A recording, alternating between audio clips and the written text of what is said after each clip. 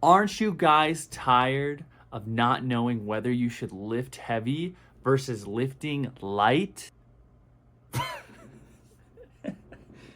Hey YouTube, Blueprint here again. Welcome back to the channel. As you can see, the stash is coming in quite nicely.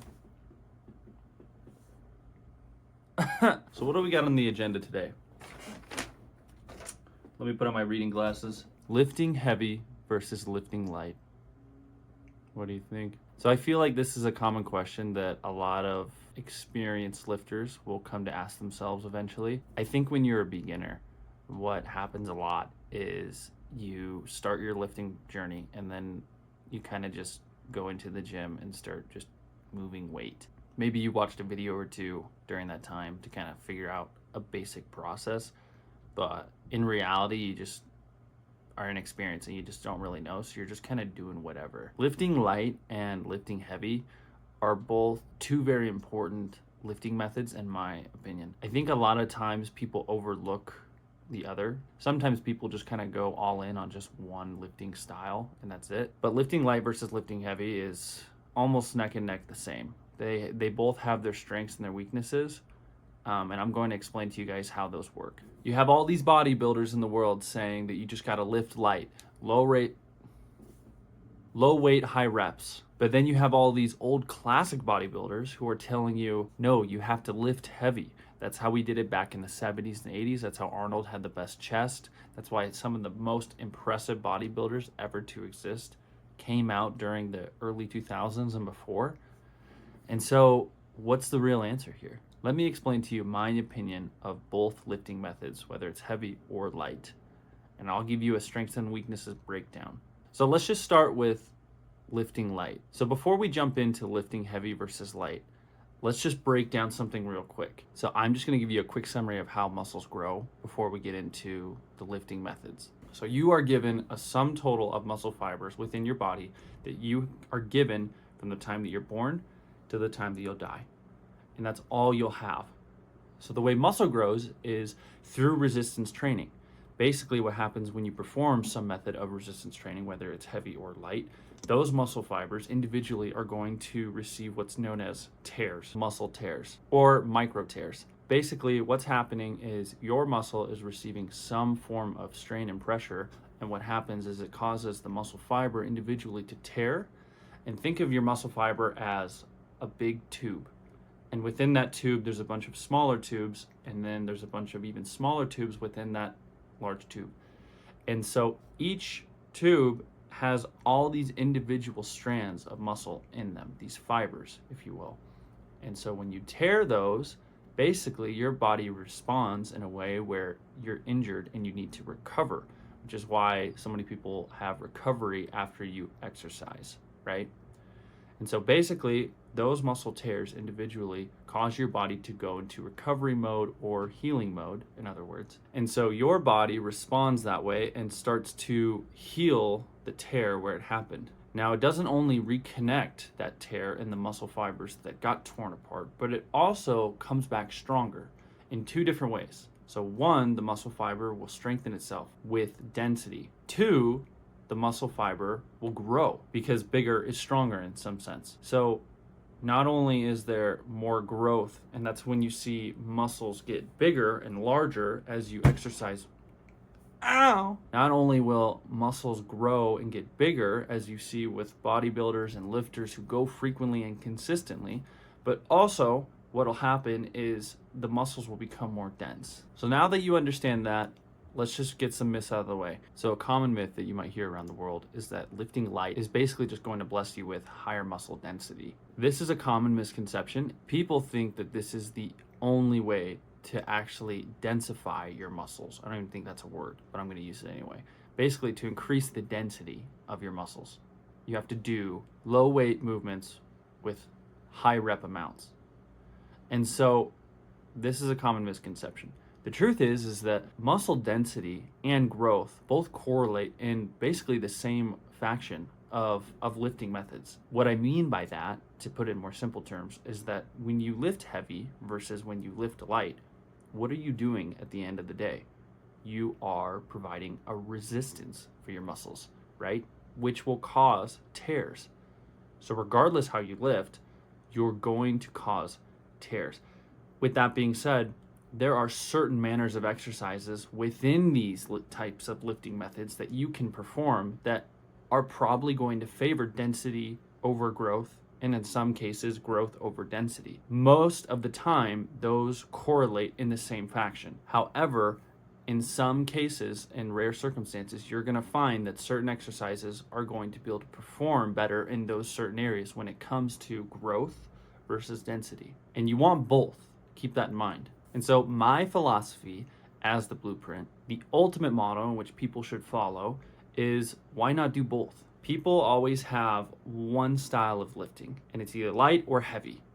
And they don't like to cross in between. They always think, oh, I found the one key answer. This is it. The truth is that I've been able to achieve an amazing physique by tackling both. And I'll explain to you the pros of this as well. So in case you guys haven't seen my fitness routine, basically what it is Monday, Tuesday, Wednesday are my 3 heavy days.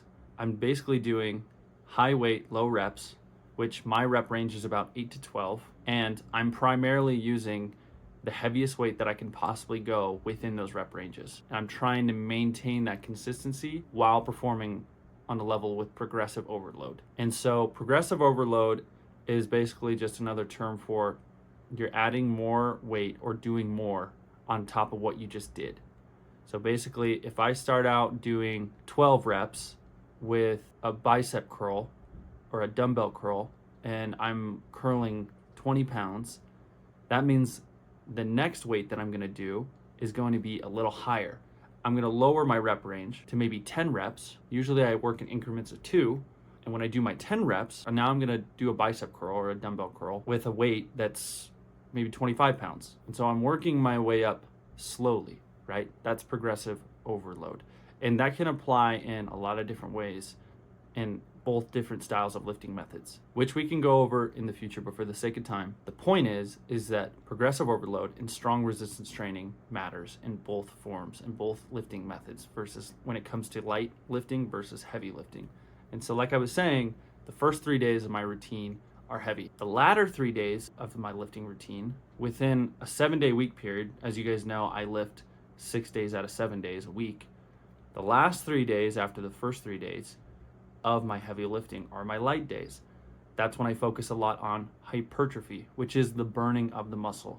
Those slow movements, basically the low weight, high rep movements that you see so many bodybuilders and fitness influencers do. Side note, I just want to point this out real quick. When you see all those bodybuilders and fitness influencers performing those rep ranges where they're doing low weight and high reps around that 18 to like 22 rep range, or like for me it's 14 to 18 rep range, just so you guys know, the big reason why they do that a lot of the time and they just focus on that is because they're on gear. And when you're on gear, what happens is your body grows significantly faster than what your bone structure and tendon strength can even keep up with. And so because of that, your muscle's growing so fast that your body literally is kind of doing its best to keep it all in place. It's got all this heavy muscle. Remember, muscle's heavier than fat.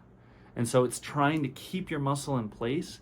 And basically these bodybuilders and lifters and fitness influencers that are all on gear, they grew so fast that if they lift too hard or if they lift too heavy, in other words, they could easily tear something. And not just like a little tear in their muscle, and not just a little tear in their tendon or something like that. It could literally rip their whole bicep off their arm, or it can tear their entire shoulder out of place, or their pec can literally rip in half.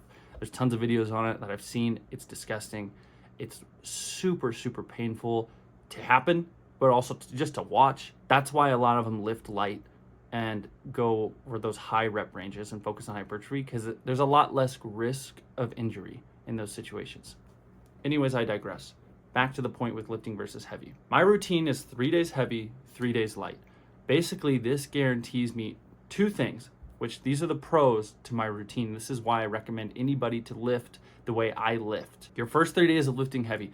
Lifting heavy is strength training. Basically, you're guaranteeing yourself a strong foundation to build your body on. A lot of strength training, there's 2 parts to strength training and lifting heavy. Basically, it's mind to muscle connection and then overall muscle growth and density. And so what you're allowing your body to do is to be able to have these huge recoveries after lifting super heavy, also getting stronger. The reason why I like this is because when you lift heavy, you walk out of the gym and 9 times out of 10, I'm always sore from lifting heavy. I take that back. 10 times out of 10, I'm always sore from lifting heavy.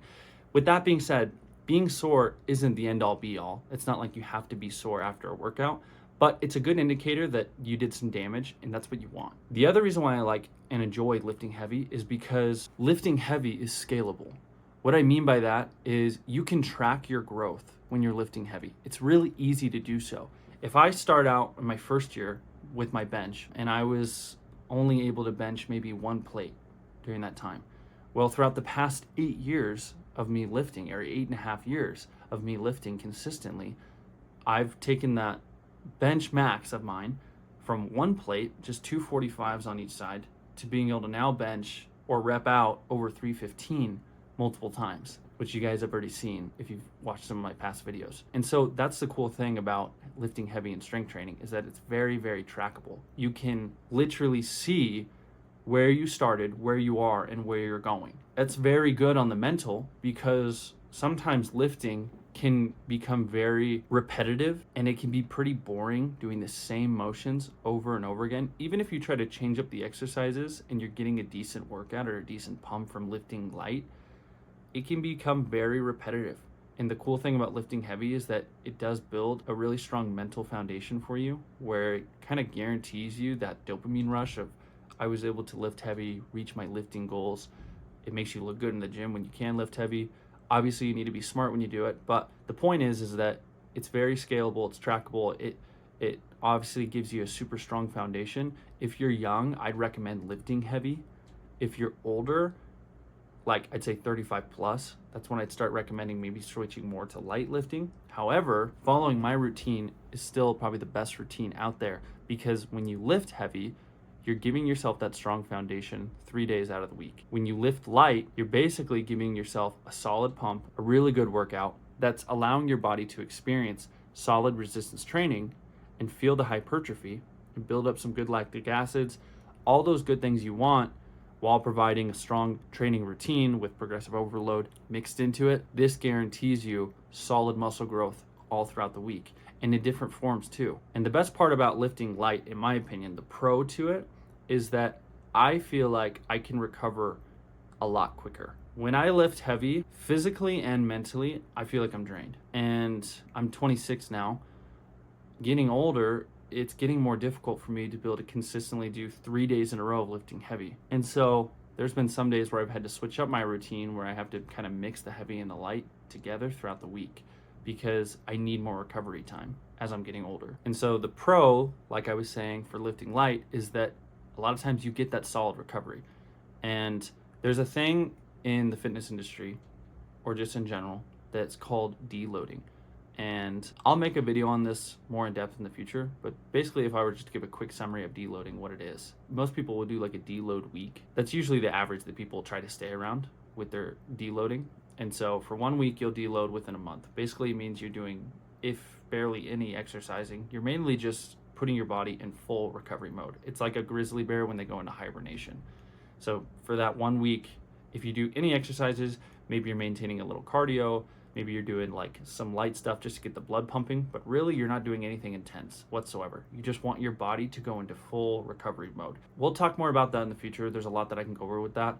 But the point is that typically within a month of, I'm talking consistent, strong lifting. I'm talking you're solid, you're not missing any days. You really do need a deload week. That's when it can be applied. Like I said, more on that in the future. But for now, the point of why I'm bringing that up is because my routine specifically reflects the fact that I don't need to really have a deload week, because the latter half of the week are my light days. I get 3 light days where basically I'm kind of just recovering from the heavy. The heavy is really what made me feel sore. My muscles feel like they're torn. I need to sleep. I need to eat protein. I need to fill them up again. I need to do all those things. When I lift light, I get a really good pump, and the resistance training is insane. The hypertrophy and that burning with that lactic acid buildup is insane. I do progressive overload. I make sure to watch my rep ranges to make sure they're actually effective in the weights I'm doing. My exercises are solid. I make sure to prioritize every single muscle group. But at the end of the day, lifting light really just doesn't make your muscles super sore. You still get a great exercise and a great pump, but if you don't have or maintain a high rep range, there's really no guarantee that you're gonna get the same feeling from heavy. In my personal opinion, I could be wrong, but just from my 8.5 years of experience and my results, I've noticed that lifting light has really just been a solid workout for me because I still get an amazing pump. I still get that side of that training method. And then also I get the recovery part of it too. I'm able to kind of play catch up and recover from the earlier part of the week where I was lifting heavy, and I can kind of just start fresh the next week. And because of that, I don't need a deload week. And so that's what I would say the perks are for lifting light versus lifting heavy. So just to recap, my personal routine, as you guys have seen in the past, is the first 3 days, Monday, Tuesday, Wednesday is heavy, and then Thursday, Friday, Saturday are light. And I make sure to obviously follow my muscle groups. If you haven't seen my actual fitness routine, go watch the video. I have an entire routine on that as well. And so you can see how I've actually grown my muscles and my body and achieved these goals over the years. But that's just kind of what I've done. When I first started at the gym on my official bodybuilding journey, I kind of just walked in and started lifting heavy 6 days out of the week. I was always sore. I was coming back to the gym sore. So when I would start working out, I was literally just sore already. And it goes away because your body has to like basically make it so that you're able to perform at the level you're performing without destroying yourself. And so when you're just lifting heavy all the time, you're super sore at first, but then like the adrenaline pumps in and you can't really feel it anymore. That's not good. And so that's why you need to have either A, deload week, or B, you do the blueprints routine where your first 3 days are heavy and then your last 3 days are light. Anyways, YouTube, thanks for watching. I hope you enjoyed the video. I have taken a lot of time to be able to perfect this routine over the years. There's a lot that goes into it with being able to make sure that you don't become repetitive with your movements and your exercises, changing it up, always trying to make sure that your body is playing catch up with you, almost like it's adapting so much that it has to consistently adapt to be able to keep up with all the muscle growth and the muscle density, to be able to keep up with all the different styles of exercises and workout routines that you're doing. And so this over the years has just helped me achieve an amazing physique. I hope you guys follow the channel, subscribe, and like the video. That way you can see more videos and content like this, because I guarantee you if you follow these routines, it really will help you out a ton. Thanks YouTube for watching. Bye.